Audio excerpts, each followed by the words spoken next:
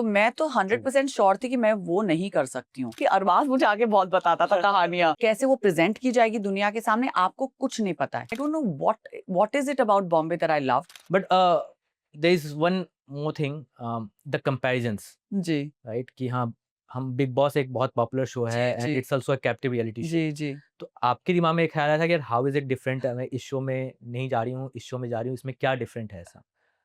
तो सबसे पहला तो बिग बॉस बहुत लंबा कमिटमेंट है, 3 महीने का, कभी वो 4 महीने हो जाता है, कभी वो 5 महीने हो जाता है। यस, तो मैं तो ट्रू। 100% श्योर थी कि मैं वो नहीं कर सकती हूँ। 4 महीने 5 महीने इतने ऐसे एनवायरनमेंट में रहना जहाँ पर इतना मुश्किल हो जाता है आफ्टर अ पॉइंट नेविगेट करना, प्लस आप खाने के ऊपर झगड़ा करते हैं। अगर आपको सब्जी कम मिल जाती है या किसी ने आपको बोल दिया बाथरूम साफ करो, these are things that can really piss people off. तो मैं बहुत क्लियर थी कि भैया इन चीजों के ऊपर मुझे झगड़े नहीं करने, सब्जी तरकारी के ऊपर मैं झगड़े नहीं कर हाँ। सकती। मतलब मैं किसी को ये बोल दूं कि भाई मैं पता है कैसी हूँ, मुझे अगर लगता है कि यार सामने वाले को भूख लग रही है तो मैं अपना खाना दे दूंगी उसको। तो मुझे इतना इतना लगाव नहीं है बहुत चीजों से। सो आई फील कि मैं बहुत ही I won't I am not saying that I might actually be a misfit there also. तो मुझे हमेशा से ऐसा लगता था कि मैं शायद इस फॉर्मेट में एक मिसफिट होंगी। पर जब मुझे राइज एंड फॉल ऑफर किया गया तो मैंने कहा यार टास्क चैलेंजेस ये तो मतलब कुछ स्टंट बेस्ड टाइप का भी है, रियलिटी। खिलाड़ी फिर थोड़े थोड़े हम लोग को डिसीजंस भी लेने पड़ेंगे, तो यार ये तो हो ही जाएगा। एंड 6 हफ्तों का कमिटमेंट है, so it's not such a big deal, इतना लंबा ड्यूरेशन नहीं है, तो ये पॉसिबल है। Which is why I thought it was very different from Bigg Boss. And Bigg Boss में मतलब मैंने ऑफकोर्स मैंने कभी शो नहीं देखा है, लेकिन मैंने हमेशा ये सुना है कि सब, क्योंकि अरबाज मुझे आगे बहुत बताता था कहानियां। पहले हफ्ते में मुझे अरबाज ने इतनी कहानियां बताई हैं, बिग बॉस में ये होता था, मैंने कहा है होता आपको ये नहीं पता? मैंने कहा नहीं, हम तो एक एक सब्जी के ऊपर, एक रोटी के ऊपर झगड़ा कर लेते थे। मैंने कहा क्या बात कर रहे हो यार। तो it was very new to me, ये सारी इंफॉर्मेशन जो मुझे मिल रही थी ना अरबाज से, वो बहुत न्यू थी मेरे लिए। तो मैंने कहा यार दिस इज वेरी फैसिनेटिंग कि आप लोग इन चीजों को लेके झगड़ा करते हैं। तो he is like captive reality में ऐसे ही होता है, और आपको सबसे ज्यादा झगड़ा खाने के ऊपर होता है, क्योंकि भूख इंसान को कुछ भी करने के लिए मजबूर कर देती है। आप काम क्यों करते हैं? पेट में चारा जाता है, इसीलिए आप काम करते हैं। राइट। तो भूख इंसान को ऐसा बना देती है, अगर आपको खाना नहीं मिलता है, यू गेट एंग्री और यू गेट हैंग्री। मुझे याद है मैंने सिर्फ एक सीजन था जिसको फॉलो किया था बिग बॉस का, जिसमें अब्दू आए थे because he is very cute and funny. हाँ मैंने कहा जी, चलो हाँ जी। थोड़ा बहुत, तो उसमें आई वाज़ वेरी सरप्राइज़्ड कि अच्छा इन्हीं टॉपिक्स पे झगड़ा हो सकता है। But Aana, let's move beyond rise and fall. हुँ, एक आखिरी क्वेश्चन मैं पूछना हाँ चाहूँगा, जी। सॉरी। अच्छा, एक अबाउट याद आया कि हाँ, एक आखिरी सवाल था मेरा एक राइटर आखिरी को। सवाल और मैं पूछना चाहता हूँ about the repercussions of doing a captive reality show hmm, on your mental health. Oh yeah! Specially क्योंकि जैसे हम बात करते हैं कि 14-15 अलग-अलग जी, जी, सेलिब्रिटीज़ आ रहे जी, हैं, सबके अपने फैन्स होते हैं, जी, सारा वो फैन्स का टॉक्सिक वॉर चल रहा है एंड हाँ एवरीथिंग। जी, आप बाहर निकलते हो, यू आर ऑलरेडी उस माइंडसेट में कि यार इतने दिनों से अंदर रह के बाहर आई हूँ, और बाहर आते ही आपको पता चलता है कि यार इतनी सारी बातें हो रही हैं, शायद जी, आपकी हर बात को घुमा-फिरा के बोला जा रहा है, या जी, फिर आपकी छोटी-छोटी बातों का बतंगड़ बनाया जा रहा है जस्ट बिकॉज़ आपने कुछ गलत नहीं भी किया है, बट क्योंकि आपने मतलब जो दूसरे सेलिब्रिटीज़ हैं उनके फैन्स, उनको हुँ, बस आपको करना है ट्रोल, पसंद नहीं आया। पसंद नहीं आया। हुँ। तो इन सब चीज़ों का मेंटल हेल्थ पे कैसा वो होता है रिपरकशन, और how do you handle those things?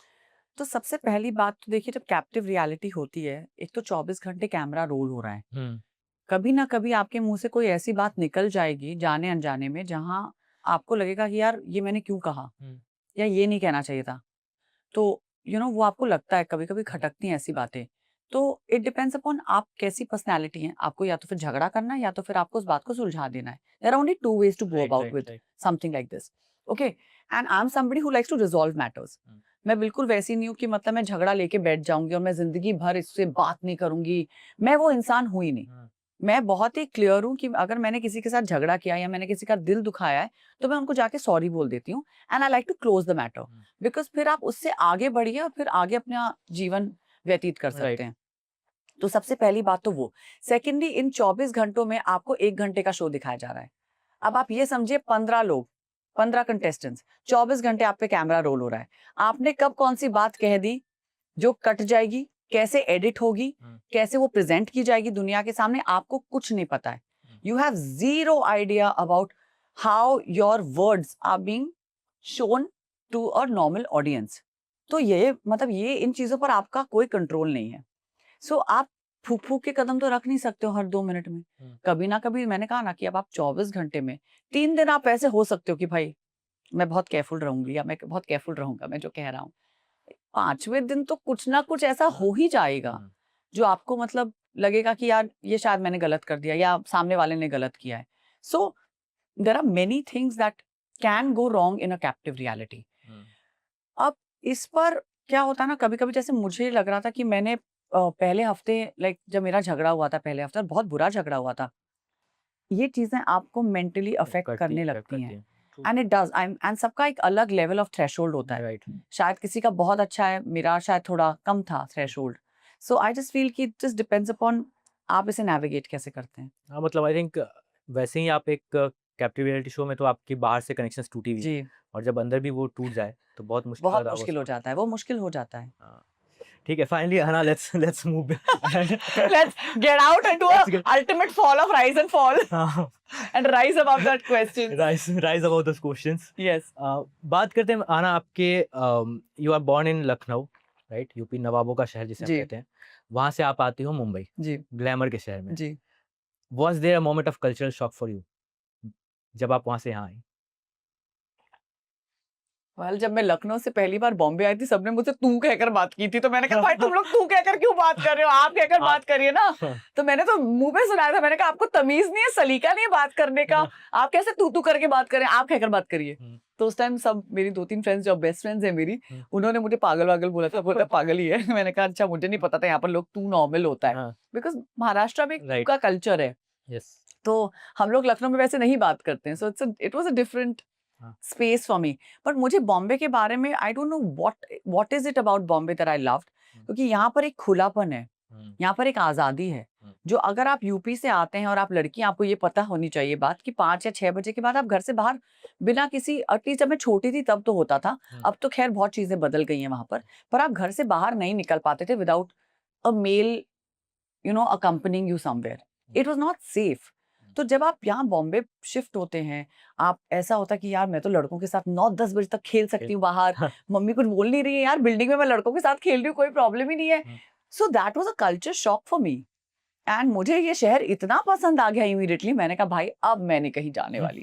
अगर ऐसा मुझे शहर मिल जाए जहां पर मैं कभी भी कहीं भी कितने भी बजे बाहर निकल सकती हूँ, and I am safe, and this city is making me feel safe.